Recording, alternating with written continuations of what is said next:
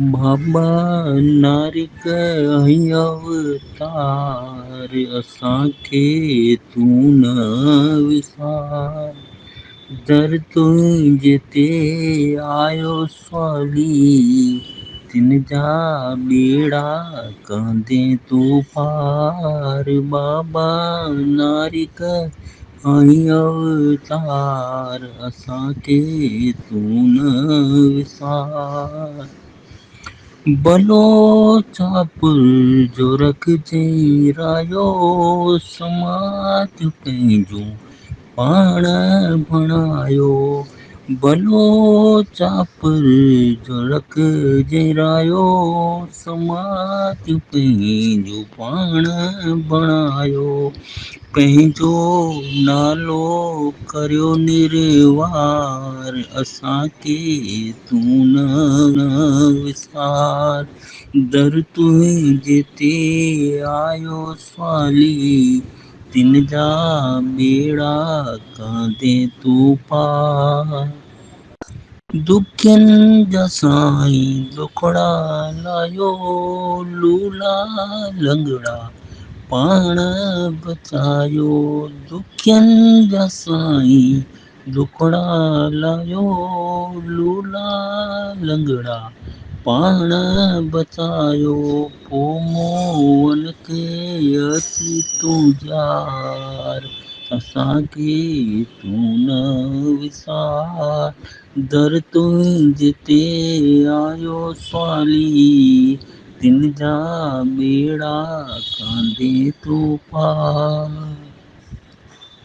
पंगत आई तो दर स्वाली की न चली तो तिन के खाली पंगत आई तो दर स्वाली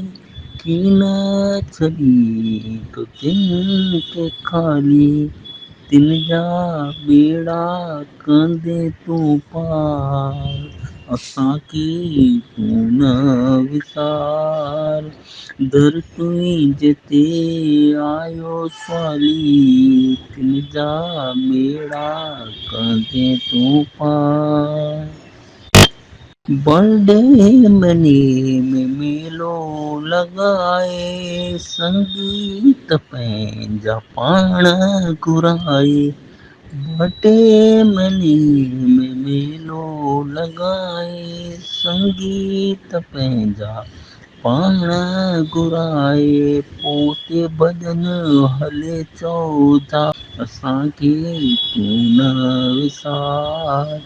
बाबा नारिक અહીં अवतार असांखे तूं न विसार चोएत राम खे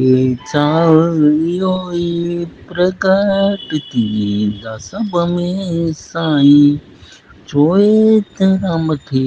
चाव इहो ई प्रकट थी सभ में साईं पोइ अॻिन में दीप ॾेखार असांखे तूं न विसार दर तुंहिंजे ते आयो स्वाली तिन जा ॿेड़ा कंदे तूं पार बाबा नारिक અહીં अवतार असांखे तूं न विसार ॿुधू निमाणो अर्ज़ु करे थो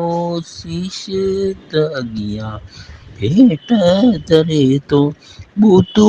निमाणो अर्ज़ु करे थो शीश त अॻियां भेट धरे थो पोइ नज़र साण नियार असांखे तूं न विसार बाबा नारिक અહીં अवतार असांखे तूं न विसार दर तुंहिंजे ते आयो स्वाली तिन जा ॿेड़ा कंदे तूं पार बाबा नारिक અહીં अवतार असांखे तूं न विसार बोलो सचे स्वामी बाबा नारक की जय। कुलदेवी माता हिंगलाज माता की जय।